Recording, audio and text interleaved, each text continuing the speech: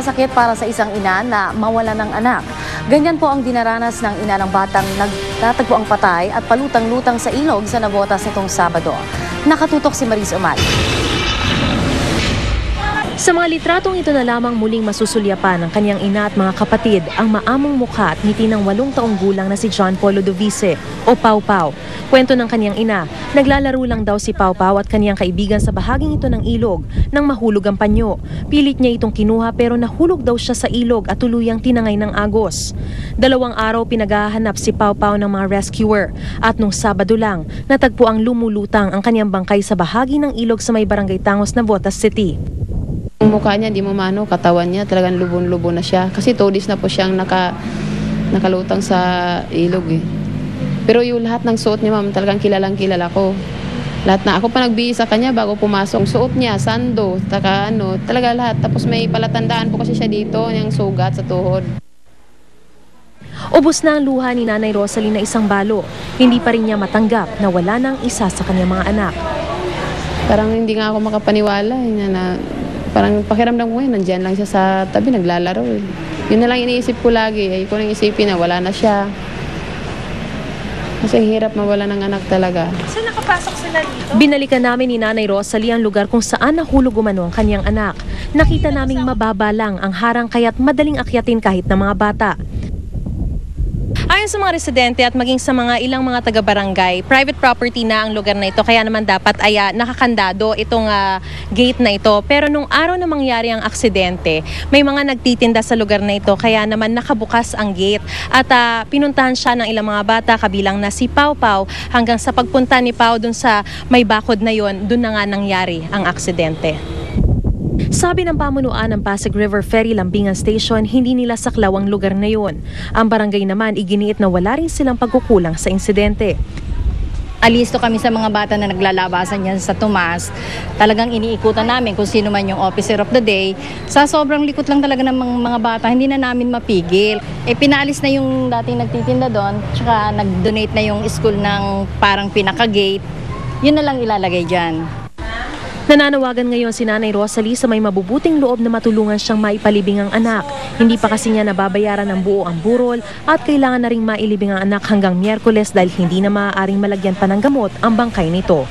Mariz Umali, Nakatutok, 24 Oras. Sa pagpapatuloy po ng investigasyon ng Senado kanina, si dating Philippine Charity Sweepstakes Office of PCSO Chairman at Direktor Manoling Morato naman ang isa sa mga nagisa. Bakit daw ginastusan ng milyon-milyong piso ang programa niya sa telebisyon na Dial M gayong wala namang nanunukod? Sinayasat din ng mga senador kung bakit lumolobo ang gastos ng PCSO tuwing eleksyon. Nakatutok si Lia Manyala. Nagamit nga ba ang Philippine Charity Sweepstakes Office o PCSO para sa eleksyon? Obserbasyon kasi ng mga senador, tila lumulobo ang paggastos ng pondo ng ahensya kapag panahon ng kampanya. Tulad na lang daw noong 2010 presidential elections, di umano umabot sa 1.1 billion pesos ang nagastos ng PCSO sa PR funds nila sa unang 6 na buwan lang ng taong yon. Mas malaki kumpara sa 700 million pesos lang na PR funds na nagastos nila sa buong taon na ng 2009. It is obvious what is the difference in the two, hindi ba? 2010 was an election year. May I invoke my right against self-incrimination? Pati ang programang Dial M ni dating PCSO Chairman Manoling Morato, pinuna rin. Lumalabas kasing 30 hanggang 35 million pesos daw ang ginastos ng PCSO sa programa ni Morato. It says if you spend the money wisely, I mean to cure all the sick patients in Metro Manila or even the provinces, mas marami tayong matutulungan kaysa itong walang nanonood na programa.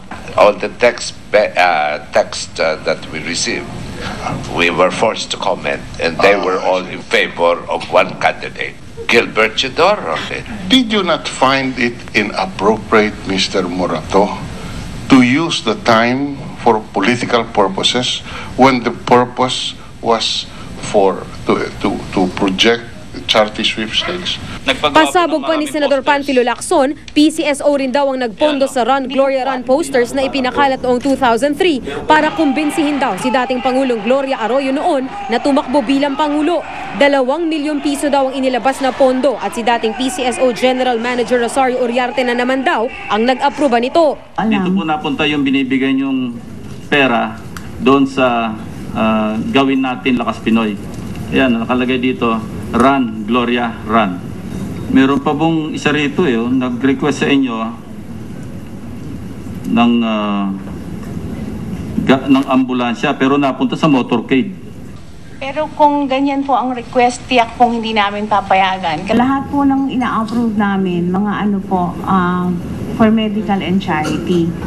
Pinayuhan na ng mga abogado si Arroyo na wag na munang magsalita. Tutal kaya raw nilang sagutin at patunayan na walang masamang ginawa ang dating Pangulo. It's all related to a partisan expose. She can present the corresponding justification. Bukod sa di umano'y iligal na paggamit sa pondo ng PCSO, naungkat din sa Senate Blue Ribbon Committee hearing kanina na tumatanggap ng 2.25% mula sa small town lottery ang mga kongresista at iba pang lokal na opisyal. Pero bukod sa hindi raw ito naliliquidate sa COA, para raw nitong ginaya ang sistema ng payola sa iligal na weteng. Actually, STL followed the weteng formula. STL legalized the weteng formula na may natatanggap ang governor, ang mayor, ang congressman. Lia Manyalak, Nakatutok, 24 Oras. Susunod, Pilipinas Cals, tinalo ng koponan ng Bahrain sa tinatawag na tune-up match. Mga cute na mga aso na yan bumida sa Batangas. Tututukan natin sa pagpapatuloy ng 24 Oras.